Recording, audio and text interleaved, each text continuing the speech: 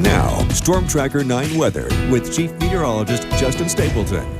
Overcast, the best way to put it, as we've seen out at the coast most of the day today, had been getting a little bit of light drizzle. That's kind of what we've been seeing out on our Skycam shot. This is out of Newport at the Marine Science Center. You can see back off towards the bridge, and just very, very foggy conditions. Visibility is now down to about 1.5 miles in many spots, and do expect to see some light showers moving on through. Now, officially at the airport, we're at about 57 degrees, calm winds, and mostly cloudy skies. But my guess is if you were to get out towards the beaches, you probably will be pelted with some of that marine layer fog kind of getting a little thicker, and that's kind of what we've been seeing on the Storm Tracker 9 live radar sweep for the better half of about 2 to 3 hours. Now, a lot of what has been moving in, this is basically what we call warm front rain, just kind of slowly sort of working its way into the state.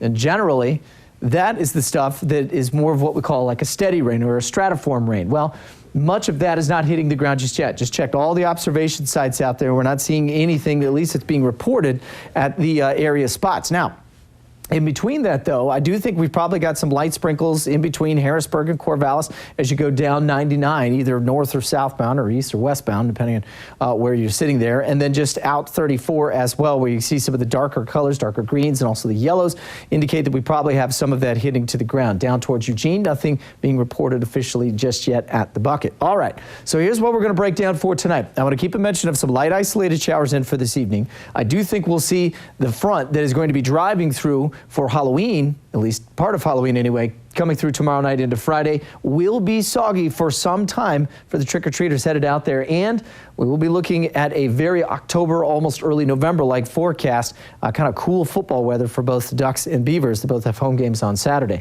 63 in Corvallis was the high today. Low 60s, both Newport and Florence. So everybody today out of the 50s and into the 60s. The cloud cover helped keep things a little warmer late last night, and the lack of rain certainly helped us to warm up just a bit as we were able to get some of the sun kind of penetrating through that cloud cover. Overnight tonight and tomorrow, you can see the front still holding mostly offshore, but as we'll get in towards the latter half of tomorrow, that'll be moving on through. Overnight tonight, I'm going to keep us generally sitting in the mid to low 50s under mostly cloudy skies.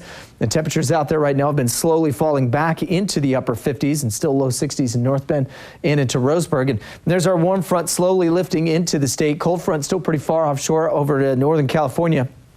Jet stream going up and over top of a big ridge in the southwest, bringing 90s for Halloween down towards Phoenix and also into Tucson. And this big area of low pressure is going to continue to generate activity moving towards us over the next 24 hours. So let's start tomorrow morning, and then as we go into the afternoon, that's when you'll see things start to wetten up considerably into Friday morning. Now, the good news is right now it looks like we may be able to get most of the showers wrapped up in time for 4 or 5 o'clock. So the early part of the forecast for trick or treat. Now, might see a chance for some scattered showers at times as we head in towards our Saturday forecast. And it will be cool either way for both second half for the Ducks and certainly for the Beavers. The kickoff at around 7:30 against Cal. All right, so for the coast tomorrow, we'll see temperatures sitting in the low 60s, mostly cloudy, afternoon, evening rain showers. We'll go evening, overnight rain showers for the Umpqua, and that should allow temperatures to the southwest winds get up to the upper 60s. Mid to upper 50s up into the mountains, around 64, and late showers in towards Oak Ridge. Central Oregon will go mid-60s and late showers there as well, and